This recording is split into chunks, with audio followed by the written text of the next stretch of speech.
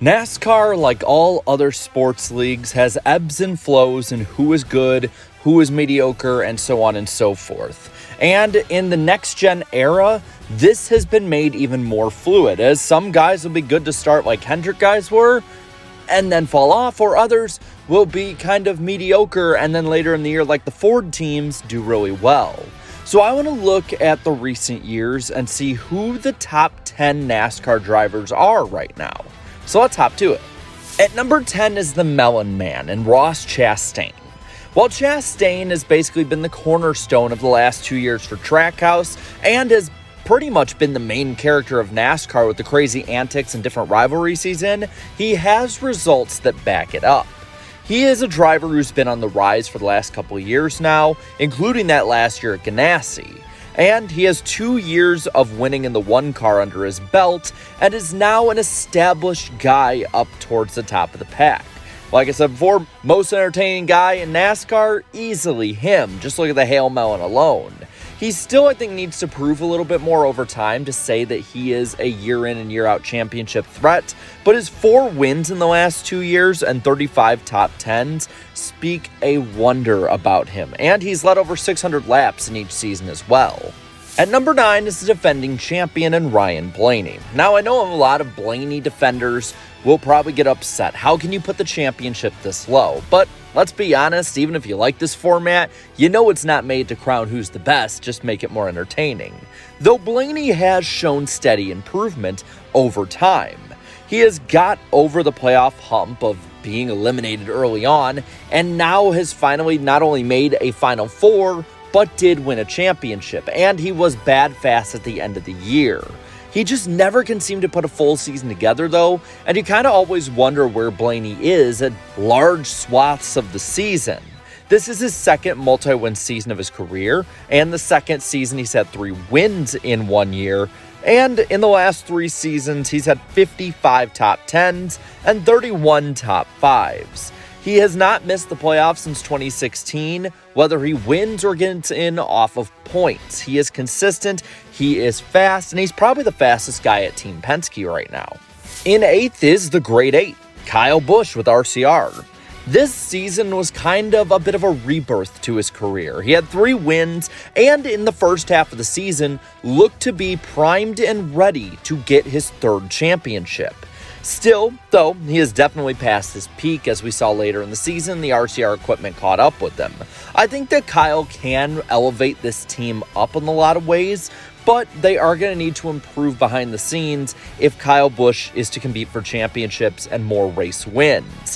When he's on, but when he's off, he is really, really off. And I think 2023 is a good starting ground. It's a good base to build on. If you look at his last 3 seasons, he also has 6 wins and 56 top 10s, and while he has averaged 13th place as an average finish or lower every season since his championship in 2019, he still is one of probably the 10 to 8 best in NASCAR. At number 7 is Martin TRX Jr. TRX has been probably one of, if the most consistently fast driver since 2015. But he has had a Jekyll and Hyde type of deal, especially in the 2023 season. It's still a step up from 2022, where while he ran well, he definitely seemed to suffer in speed over time.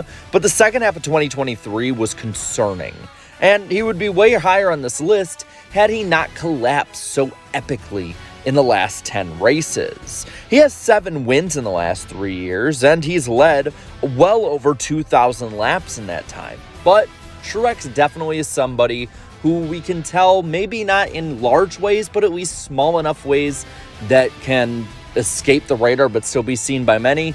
Age is starting to hit him. And I have a feeling that in the coming years, if he's still racing, Truex will be lower and lower on this list. And number 6 is Joey Lagano. And with Lagano, it's almost like clockwork. You know that on the even number of years, he's probably going to make the Final Four, and he'll still have good enough years between, but you know he's probably not going to. And it's exactly what happened once again. The 2022 champion was consistently up front over the last 3 years, whether he was in contention for a championship or Final Four spot or not. And you never really can keep the 22 team down for very long. Yeah, Lagano got eliminated in the first round, but he definitely was appearing at different points as the team does have speed, and Lagano is one of the most underrated drivers that fans just refuse to acknowledge will be and is a NASCAR great. He has 6 wins in his last 3 seasons, 53 top 10s, and in the last 11 seasons, he has only missed the playoffs once, which was a definite outlier in 2017. Lagano is always going to be one of the 3 to 5, maybe even 6 or 7 best drivers, no matter how good or bad his season is. Entering the top 5 is William Byron. 2023 was easily the breakout season for Byron, as he got 6 wins in that time, which was the best driver, honestly, when it comes to that metric and just overall, for most of 2023. Before there were flashes, Byron has a ton of potential to soar up to be the guy running the sport basically in the Cup Series, but he definitely needs to prove that this wasn't just a fluke. He has been building up to this over time, so I don't really think it is, and he has the potential easily by next year to be second, third, or maybe even at the top spot. In the last 3 seasons, he has 9 wins, 32 top 5s, and 52 top 10s, and for the first time ever in 2023, he led over 1,000 laps. Byron is young, but he's somebody who's definitely on the rise. In 4th is Christopher Bell. Bell is an immensely talented driver. He's somebody who honestly does have a bit of personality, you just got to get under the surface, and he's somebody that fans never notice. In a lot of ways, he's today's Matt Kenseth. Christopher Bell arguably has been the fastest, or at least right up there with the fastest, at Joe Gibbs Racing over his 3 years there. He is an under-the-radar elite driver who you will not even notice all day, and then right at the end of the race, he's battling for the win.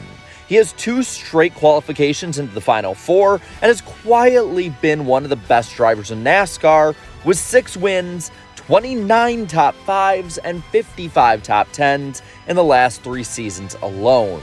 Sooner or later, fans are going to have to acknowledge that Bell is better than pretty much anybody out there, with the exception of very few.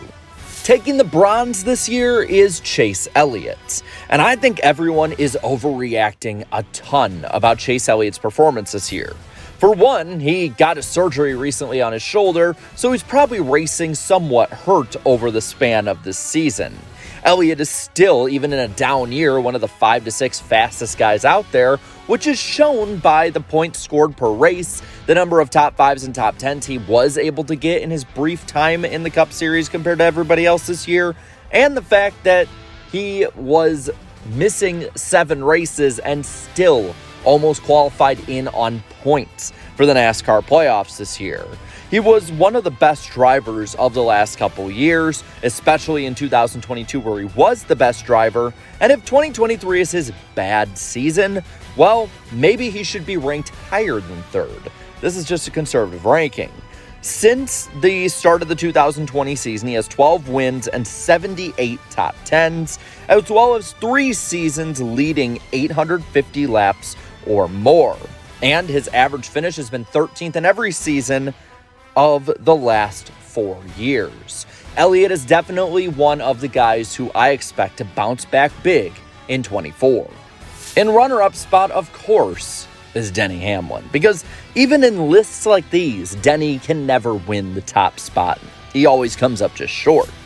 See, in my opinion, missing the Final 4 is an indictment on the system more than it is on Denny Hamlin, and he should not be blamed for it because, well, he wasn't the one choking. And he is always in the championship fight, and it doesn't matter what system you would put it all under, whether it be the old school chase, the playoff grid, or even the Lapford system. Denny Hamlin would always be up there battling for the championship. He can win anywhere, he's still elite, fans hate him, one because of his personality, but in a lot of ways because he can back it up on the track with winning. In his last 5 years, he has 20 wins, 80 top 5s, and 105 top 10s in only 180 starts, and he's led over 900 laps in 4 of the last 5 seasons.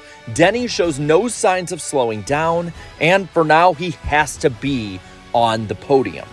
Now, before we get our top spot, let's look at a few honorable mentions. Ty Gibbs had a pretty good rookie season, and there is a lot to build off of heading into the future. I think he is one of the best prospects that NASCAR's had in a long time, and I expect him fully to be in the top 10 next year.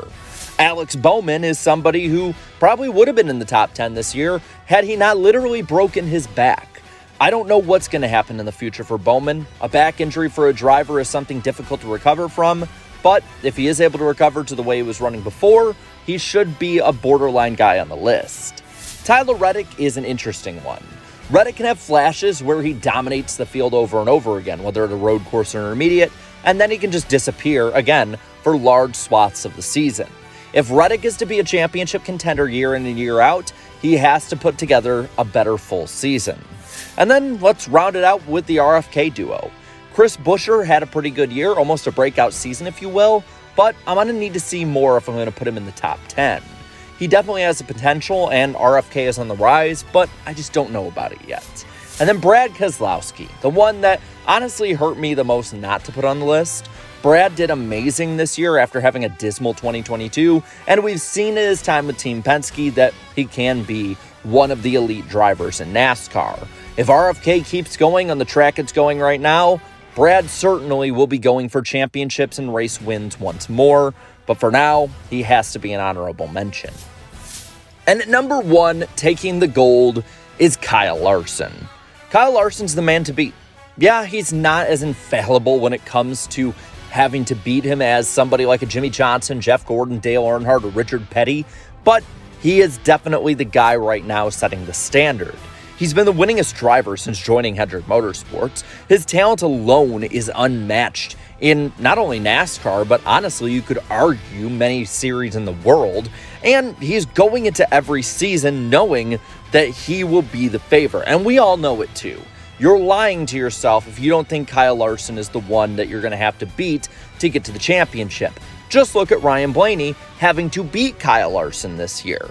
In his time with Hendrick Motorsports, he already has 17 wins, 48 top 5s, 63 top 10s, has led 4,343 laps, and averages a 12th place finish, which for a majority of that time in the next-gen era is pretty darn good. His laps led also are insane as well, as he in 2021 has 2,581 laps led, which was a modern record, or at least approaching it, over 600 laps led in a down 2022 season, and in 2023 he got right back at it, leading the series in laps led again with over 1,100. His only weakness is DNFs, and seeing how young he is, he very easily could get that mended up and be even more lethal in the future. For me, it's all Larson right now until proven otherwise. Now with that, I want to pass it on to you. What is your top 10 ranking? Let me know all in the comments down below. And while you're at it, leave a like on this video, share this video, and subscribe to this channel for more great NASCAR content. Thank you so much to all my channel members for your continued support. And until next time, have a good one.